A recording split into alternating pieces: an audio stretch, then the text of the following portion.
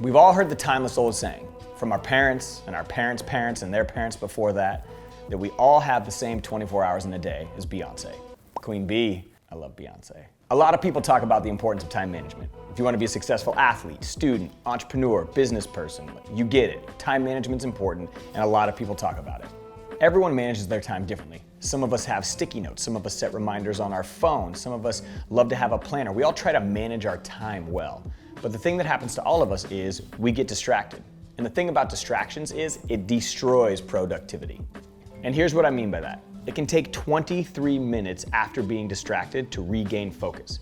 So let's say you're trying to do a paper and you're working on it and all of a sudden someone sends you a snap or you pick up your phone to see what's happening on Instagram. It takes 23 minutes to regain that same level of focus before you got distracted. And if you're multitasking, it means that you're never fully giving attention to one thing. Distractions destroy productivity. Some of your biggest distractions, they come from what you think about. A lot of you guys are thinking about the right thing, but at the wrong time and for the wrong reasons. Some of you guys are so focused on what's happening this weekend that you're not worrying about what's going on in class this week. Some of you guys are caught up in what job you're gonna get in 10 years, but you're not focusing on the test you're taking in 10 minutes. The key to not getting distracted is you have to identify what the problem is. And for most of us, this is the problem right here. It's our phones. In a recent Twitter poll I did, 34% of you told me that you spend over 5 hours a day on your phone. I want everybody to pull out their phones real quick. I'm serious, everybody watching this, grab your phone, including the teacher that hit play on this video. Grab your phone and head to settings.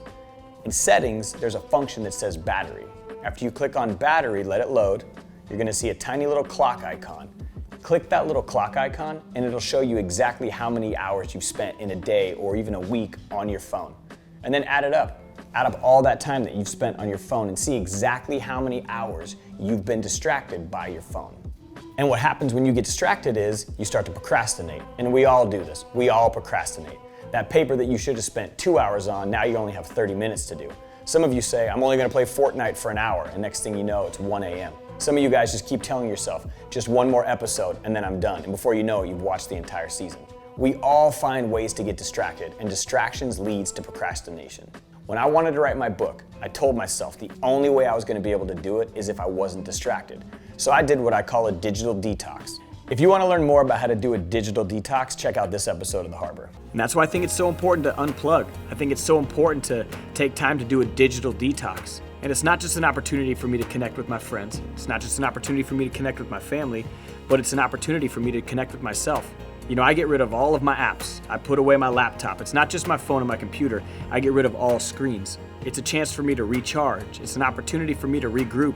And I begin to find this new rhythm to my own life. What a digital detox means is you literally just delete this as a distraction. So that's what I did. I got rid of my apps. I put my phone on Do Not Disturb or airplane mode. And I literally focused every hour of my day to writing this book dedicated toward the thing I wanted to get done. It took me 60 days to write a book when it can take people years to write a book. I just eliminated all distractions. I truly believe that if you can identify and figure out a way to stop being distracted, you're gonna increase your productivity and you're gonna learn how to do time management. There are so many ways to set up safeguards so you don't get distracted. There are apps to help you manage your time. There are friends that can hold you accountable. The truth is, a lot of you guys need to hold yourselves accountable to the things that are distracting you to help you stay on task. That's where time management starts. It starts with holding yourself accountable. The thing about time management and holding yourself accountable to your goals is, most of us don't set realistic goals. Most of us assume we're gonna get more done in a day than we actually can. I learned a long time ago that if you wanna do time management well, you've gotta be better at setting goals. And most of us, we don't set realistic goals for ourselves. We try to do way too many things in a day. So one thing to keep in mind is when you set goals, set what we call SMART goals. And here's what a SMART goal is. Sick, it's mahalo. Here's what a SMART goal is. A SMART goal is specific, it's measurable, it's attainable, it's relevant, and it's time-bound. Setting SMART goals can help you concentrate on the right thing at the right time for the right reason. Because if we don't learn how to manage our time and we start to procrastinate, the next thing that happens to us is we start to get really stressed out. When we get stressed, we start to develop unhealthy habits like overeating or substance abuse. Some of you guys shut down or you freak out on the people closest to you. It's so important when you feel stressed to find healthy ways to cope. You've got to find healthy ways to manage your stress. Maybe it's doing yoga or meditating, going for a walk, working out, reading a book, drawing, playing music. Maybe it's getting a cup of coffee. Find something you love to do that gives you energy and do that when you get stressed out.